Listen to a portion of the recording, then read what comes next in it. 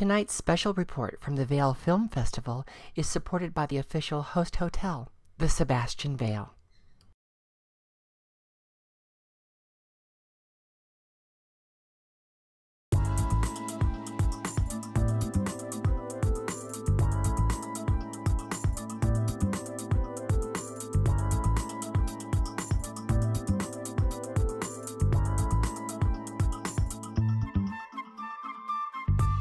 This week we make our first visit to Vail for the 8th annual Vail Film Festival. We'll have a chance to meet Colorado filmmakers and some red carpet stars. But we begin by exploring the host hotel and sponsor of the Vail Film Festival, the Sebastian. So I have the extra delight of meeting with the general manager of the hotel, Michael Imperioli. Michael, I realize that the Sebastian is called a boutique hotel, and we often know what that means in small urban settings, but what does that mean here in Vail? Well, we believe that the term boutique really is a reflection of the service level and the one-on-one relationships that our staff encourages and fosters with our guests. So oftentimes it is more of a description of the physical size of the property, which holds true here. We're just 100 rooms in the hotel. 100 rooms for guests like a regular hotel, but you also have residences here. That's correct, right. In addition to the 100 rooms, we have 38 condominiums, which are fractionally owned. Isn't that special to have something like that right here in the village? And I also see that the decor is really unique. It's not very corporate looking, it's collected looking. Absolutely, yeah, we're very proud of, we like to call it sort of mountain chic or a very contemporary feel to what is more traditional mountain themed with, you know, wood beams and brick fireplaces and that type of thing. And what are the other kinds of services that are available to us when we come to visit the Sebastian? Well, as a boutique hotel, we're also a full service resort hotel. We have 2 great restaurants, one Block 16, which is our dining room. We serve dinner in there nightly. Wonderful wine tower, 1,000 bottles of wine on display. We also have Market, which is our 3-meal period. We serve breakfast, lunch, and dinner in a more casual, inviting, more, I guess you'd call it family-friendly environment. And then we have our Frost Lounge, which is our lobby lounge, very high energy cocktail lounge. It seems to be a hub here as well. It definitely is. It's become quite a hot spot for the Vail Village. Another thing that I think that points out the boutique nature of this very special property is the library and all of these sort of living room settings and the amount of art that's here. Absolutely, yeah, we're very proud of our art collection and our public areas. We want guests to feel comfortable sitting, reading a book, having a cup of tea, cocktail, glass of wine in any of our venues. If there's a way to sum up what the Sebastian should be when someone comes to visit you, how would you describe it? Well, we'd like to believe that it's a welcome home away from home. It's a very warm, inviting, comfortable environment, fine service, not pretentious. And that's really key. I think people, if they don't visit Vail often, they might think of the pretense nature of Vail until they come here. Everybody here has been so welcoming and so friendly, and your hotel has been a great example of that. Well, thank you very much. We think that luxury is about graciousness, but also comfortable and warmth. Well, thanks so much. I know it's a busy weekend here for you with the film festival, and I really appreciate you sneaking away to come and welcome us to your hotel. My pleasure. Great to have you here. Enjoy your visit. Next, we get background on the festival from the director and associate director. Well, we're here with the director and associate director, Yep. of the Vail Film Festival, and you and your brother actually started this film festival. Is that true? Yes, we founded it 8 years ago, and we're filmmakers, made some short films, gone to a few film festivals, and coming out to Vail for a long time. And we thought, why doesn't Vail have a film festival? And we decided to go for it. It has everything else. So it has everything else, and it's such a great location. So yeah, it's been great. And you say you've been to many film festivals before. I have to say that you've done something unique at this one in that it's so centrally, it really encourages this sort of collegial environment among the filmmakers because everything is all sort of together in walking distance. Was that part of your plan, or did that just happen because of Vail? No, definitely, that was our plan. I mean, you go to Sundance or Toronto, the bigger festivals, and it's very hard for people to meet each other, and it doesn't feel as much as a community, and that's what we wanted to foster. And here in Vail, you can walk everywhere, you run into filmmakers, film fans, and everyone can talk to each other. There's no velvet rope. So that was the goal, and we've really tried to maintain that over the years as the festival has grown. And depending on the weather, you can get a run in or two. Definitely. I mean, we've been lucky with the weather. So spring skiing can be iffy, but it's been great the last few seasons. So you and Scott were filmmakers before you founded this film festival, and you had a relationship with Vail before that. Yes, we've been coming out, and so we were lucky that no one else had decided to start a film festival here. So.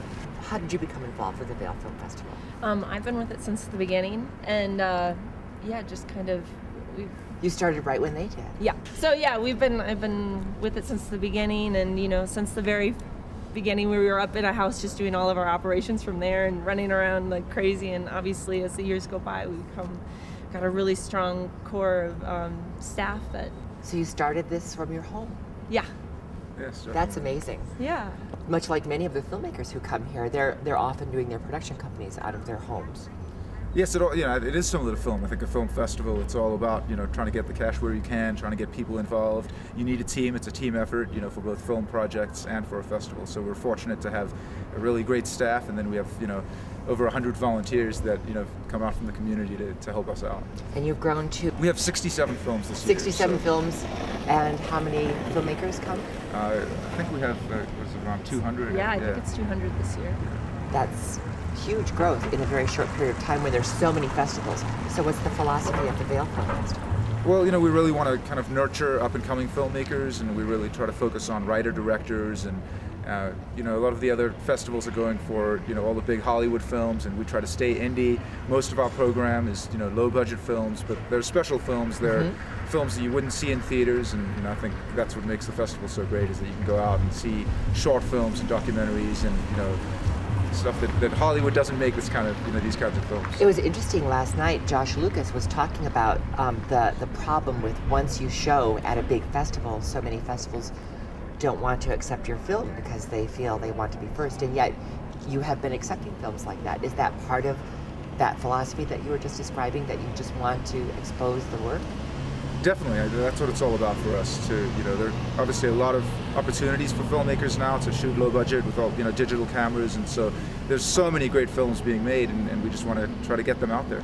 Speaking of which, you have a tie-in with one of your sponsors, Olympus, having a sort of 48-hour filmmaking competition with little tiny format cameras. What a big change from 8 years ago. They're pen cameras, and they have 48 hours. They're turning them in about an hour, and it's really cool that these cameras have actually been used on what was that last movie it was used on? Secretariat. They used it, for the angle from the horses, right? Exactly, yeah, exactly. It's amazing. So I can't wait. I'm one of the judges at this competition, so I'm really excited to see how they turn out. And then Cadillac providing a very unique sort of tie-in experience. Not often does a film festival and a sponsor have such a clever little cute tie-in. Tell me about that. So yeah, that's great. I mean, we're very excited to have Cadillac as our presenting sponsor, and so we, kind of work with them to come up with some original ideas, and they have a great, kind of in-vehicle entertainment system. So we thought, why not actually have that as an additional screening venue, so people can get in the Cadillacs and watch some of the short films. So I think that shows some of the sort of humor and whimsy that you've approached this festival with too. It's been so much fun. I really appreciate you sort of sneaking away this morning to help our viewers figure out what the philosophy is and what Vail Film Festival is all about. Thank you so much. Thanks so much for having us. It's the first night of the Vail Film Festival, and we're here for the world premiere of The Inner Room at the Cinebistro. Come on! The Cinebistro is a special concept in moviegoing. In addition to the lounge in the lobby, you can have full tableside service right at your theater seat with a gourmet meal. And the team from The Inner Room took full advantage of their very first screening, the world premiere of their first feature film. So we just saw the first screening of Jack and Mark's brand new film, The Inner Room. How did it feel to see your film in front of a live audience of some strangers, not just friends and family. Right. It felt good, actually. I thought it was great to see it on the big screen, and I was happy to see how it looked. You know, that's always a worry for me. And just to see how, hopefully, how the audience connected to the film. And so I'm really pleased with the outcome. So you hadn't seen it on a large format like this before? No. And I know this is really the first time it's being shown, but tomorrow night is your actual big premiere in the large audience. Mm-hmm. What is your expectation now that you've seen it in a little bit of an audience? I'm just hoping for the best. I don't know. I mean, it's nerve-wracking. I mean, Nerve-wracking? It's nerve-wracking in the sense you don't know what people are going to think, or people are going to feel the same thing about the film that you want them to feel about the film.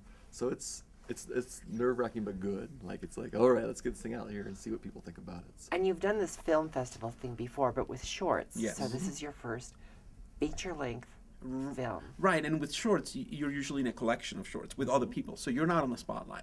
So, you know, if they don't like your film, they're not focused necessarily on you. Mm-hmm. But with this, it's all about your film, so it's really, you know, that's why I think it's nerve-wracking, because it's all on you, and I think that if for that length of time the audience is checking out, which you really can't tell, but if they are, you worry about that. But if they're enjoying it, it's tremendous reward. So. Well, the audience seemed to really have a good time. Thank you. And this was just the warm-up. The big premiere is tomorrow, and we're going to go along with them both and find out how it goes. All right. Awesome.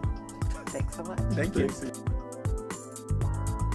So the next night, we joined the Inner Room team for their first screening in the large rooms at the Sebastian Hotel.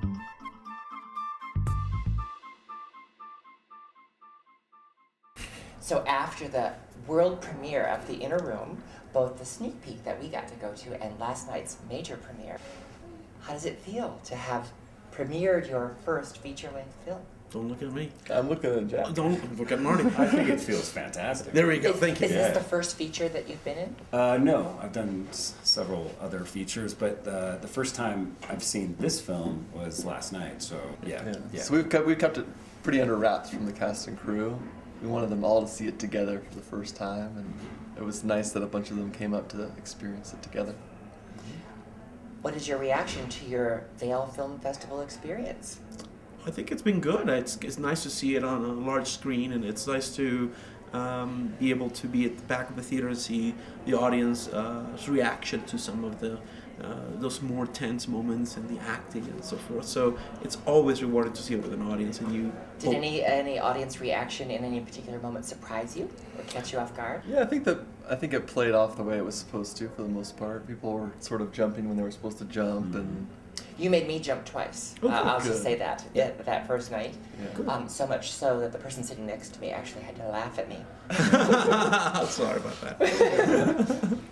I think we laugh oftentimes when we're scared. Mm-hmm. We don't know what to do with ourselves. Yeah. So it's like it's a cover up. It eases our fear. So yeah, it's a good thing almost. So maybe she was jumping too, but just in a different way. Yeah. We should talk to that person, whoever she is. You've come to this obviously well thought of film festival to premiere your first feature-length film. How did that happen again? Well, we submitted the film, right? we submitted the film. But There what was made you actually even think A Vail Film Vail Festival? Film Festival? Mark, I think you can answer that better than I can. Vail was kind enough to request the film. Kind of an insider tip for people watching this interview is most films that get accepted to festivals are generally not just submitted cold. Not a blind submission. Generally, that doesn't mean you can't get in, but it's a lot easier if they request the film. So they were kind enough to request the film, and they liked it enough to give us a shot, and we're happy they did, because premiering here is great. That's one of the things that they talked about, is that their philosophy is to encourage the writer-director kind of filmmaker projects. Do you feel a kinship with the other filmmakers you found here, or have you been so busy that you haven't had a chance to make those connections? I think because we showed it the last two nights, it's hard to, for me at least, to focus on something else, other films, because it's just sort of like trying to protect the work and be able to see what's going to happen. And since last night was the last showing, now I feel a lot more relaxed. So today I was, able to actually enjoy some other short films, and be able to just kind of forget about that. Mm-hmm. So now I think for me personally, it's nice to walk around and be like, the pressure's off in that sense. Yeah. But it hadn't happened before. Yesterday, before, it was all about what's going to happen. Is it going to play right, and so forth. Now, as an actor, you've been in other feature films before. Is this the first time you've attended a film festival where you've had a starring role?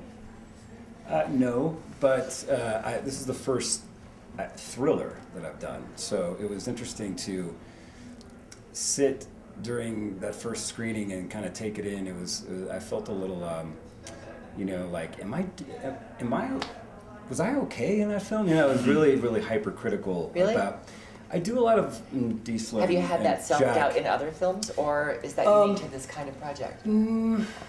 I think every actor, you know, overanalyzes their work when they see themselves up there, especially for the first time. But I tend to do a lot more like relationship-driven stuff, and they've seen some of my work with other films.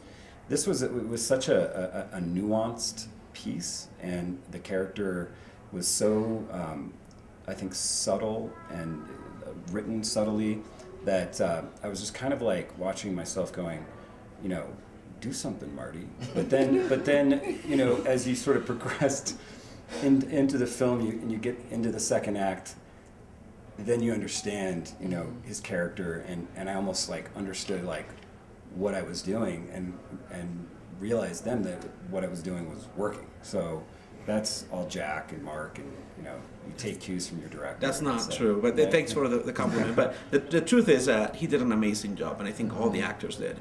And part of being, you can have a nice script, you can have a good script, but if you cast the wrong person, it doesn't really work. And you'll see that. Something unique about your scripts that you shared with us the first time we met is that you don't like dialogue. You said, and I quote, my ideal movie would be one with no dialogue. So sit down around the actors. And this actually did have very limited amount of dialogue, which might have been a reason that you weren't sure that you were doing anything. I tend to do a lot of dialogue-heavy movies, so you rely on text to get you through to the next. But I mean, there was so much subtext going on in this film that you didn't need dialogue. I mean, it was palpable. You could feel it, and I think that took you from one scene to the next to the next. I think there could have been even less dialogue, actually. Yeah, because this is a thriller, we don't want to give it away. Yeah. We do want people to have the chance to see it. And you don't know what's next, but what do you hope is next? We've talked about the fact that thrillers aren't necessarily film festival kinds of films typically. So this isn't really a festival type, generally a general festival type film, but we've had a number of festivals request the film. So really? We'll see if we end up playing anywhere else, and if so, that's great. But the ultimate goal is obviously some sort of distribution. So whether it's self-distribution or whether it's, you know, company backing us, whatever it may be, we would like to get it out there for the masses to see instead of just those that attend festivals. And what is next after the interim? Well, we're kind of trying to see what's going to happen next for it. So obviously we're kind of in that, looking for what he just said, the distribution.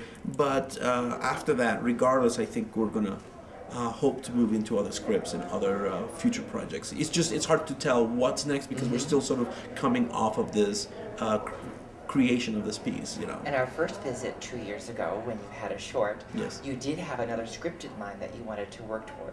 Is that still something you hope to be able to do? That mysterious script that you won't talk about, or is that fallen by the wayside? No, I mean, I in some ways I think that script has a lot more potential in some ways, but to do it right with the script as we have it now would take a lot more money and more resources, and I think that we definitely need to rewrite the script a little better, and but it's still on the table. It really is. It's a script that I would love to do.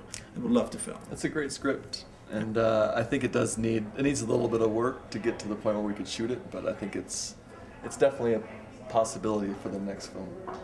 And you, sir, what are you doing next? Are you appearing anywhere in Colorado? Are you doing another film? Yeah, I've got a script of my own called Liverwurst. Doesn't every actor have a script in their pocket? What's it called again? And what they really want to do is direct, right? He's Marty has directed. I do direct, and I've got a little production company in Denver, but it's called Liverwurst. It's a dark comedy about a father-son dealing with father-son relationship dealing with type 1 diabetes. So, yeah. So we'd like to shoot that in the fall, hopefully. Well, I hope you invite us to follow along your progress. We should add that Marty is an alumni of the Vail Film Festival. Last year's film, Race Walkers, was very successful here at Vail. So Marty's back for a second year. 2 for 2. Yeah. Yeah. Well, congratulations on your world premiere and your return to the Thank Vail you. Film Festival. I know it's nearing the end and there's so much going on that you want to get back to it. I appreciate you taking some time to share this with us. Thank you. Thanks, Thank you. Eden. Thank you, Eden.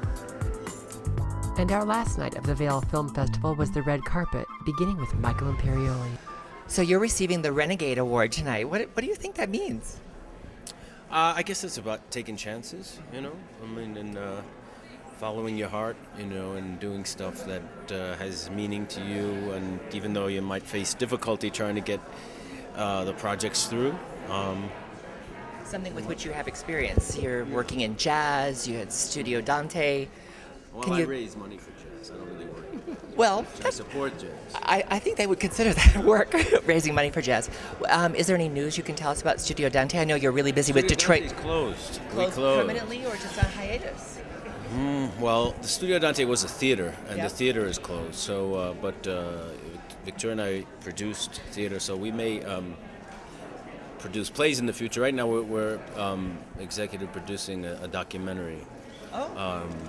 For a program that the Dalai Lama initiated that takes Tibetan monks who were living in India and educating them right now in science at Emory University in Atlanta to create a dialogue and interface between with Tibetan Buddhism and mainly physics and physical sciences. Western sciences. Yeah. Have you already started production?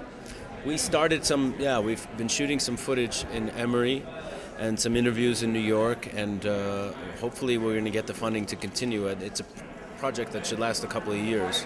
How do you find time to do that with your work in architecture, right? And on television, Detroit 187, how do you find time to do a project like that? I mean, there's the director, Bobby Sheehan, who's, you know, really overseeing getting the footage and stuff. We're more behind the scenes. So it's for the Tenzin Gyatso Institute, which is, Tenzin Gyatso is the Dalai Lama's name. And it's an organization that's really to further his activities and to, you know, secure his legacy and promote his values and stuff. Can't wait to hear more about that. Oh. That's why you're Renegade this year. I guess so. much. All right. Thank you. So the Olympus contest this year was kind of inspired by the fact that you used those little cameras in Secretariat. Exactly. What does that sort of small format do to free up a filmmaker like yourself? Well, it sure freed us up on that film I know, right? because we could not get the bigger cameras that close to the horses. They're going about 45 miles an hour, and it was unbelievable how close we got to the horses that were thoroughbreds, which are very skittish. And the look of that, it was completely seamless. You had no idea it was a different kind of technology. How did you do that? Well, we tested about 5 cameras prior to deciding on that, and other people above me made that decision, and then once we had that tool and we were able to get an image, to me it was like, wow, we're getting better shots than we thought. Do you think that you can actually do a full-length feature using just that kind of format camera? It seems it's that way. I just saw the films that I'm supposed to judge on, and one was very impressive in my mind. Really? It really looked like a feature film. You want to give me a hint which one it was? I don't know if I can. I think we have to wait till they make the announcement. Okay. Well, I really appreciate you talking to us about that groundbreaking small format of technology. It really enhanced that film, and I can't wait to see what comes next. It gave us some excitement, didn't it? Yeah. Thank you so much. Thank you. I had a really interesting take on the role of film festivals when you spoke at the end of the screening of Daydream Nation. Can you sort of sum that up for me? Look, I think, film festivals, particularly a place like this, is a place not only to come celebrate films, but to bring films that wouldn't necessarily be seen in a community like this. Sadly these days, these independent films, little films, are having a very hard time finding distribution, and if they get distributed, oftentimes they're only played in Los Angeles and in New York, and so the rest of the communities don't get to see them, and so to bring it, they don't even know that they're there when they come out on DVD. Exactly. So the joy of it is to be able to show people the films and begin the process of giving them a life in a way. And Vail's been a tremendously fun place and you to brought do that. 2 special films to us today. I did. I brought 2 films that I love and 2 films that haven't been seen by anyone in this country yet, so it was a treat. And being the Vanguard Award winner allowed you the opportunity to get them seen because you talked about how difficult it is once they've been seen elsewhere. I think that's one of the things as well, is that film festivals have become bizarrely competitive with each other, and it's all about exclusivity and who gets to go first, basically. And it's like, well, tit for tat, I'm not going to show your film because you played it somewhere else first. And I think that's a little bit of a sad state right now. So I was very happy when Vail said we would love to show your films, even though they played in Berlin and in Toronto and those big kind of starry festivals. When in reality, you want your movie to be seen. Well, I'm so glad you used your influence and that award to bring that to us. Thank you so much. A lot of fun. Yeah, I love Vail. So, yeah. Thanks. Now I know you're here, Kate, to get an acting award. Yeah, right. I know you're here for an acting award, and that's a really important part of your career. But I see these right there. Are those from your collection? They are.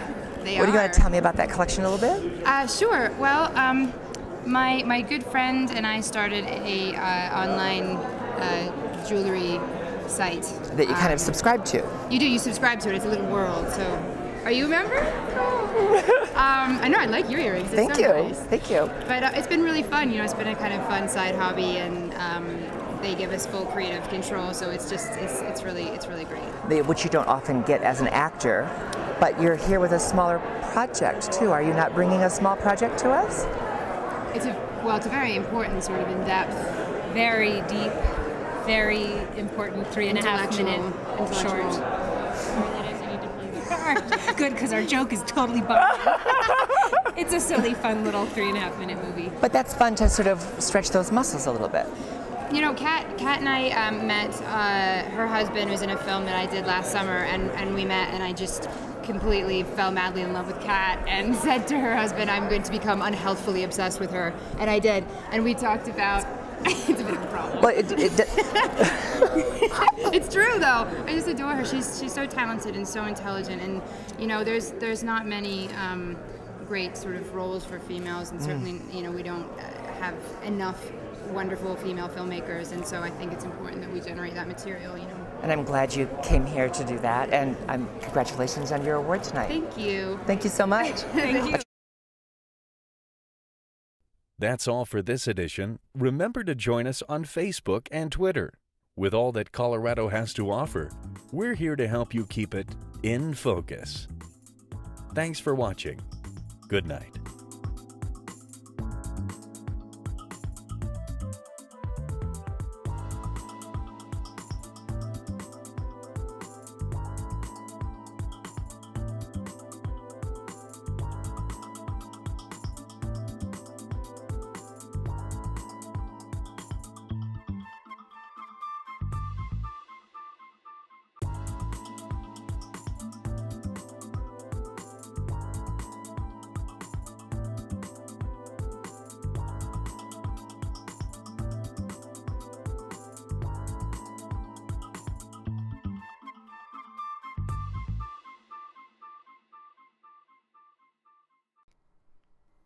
Snugglebug.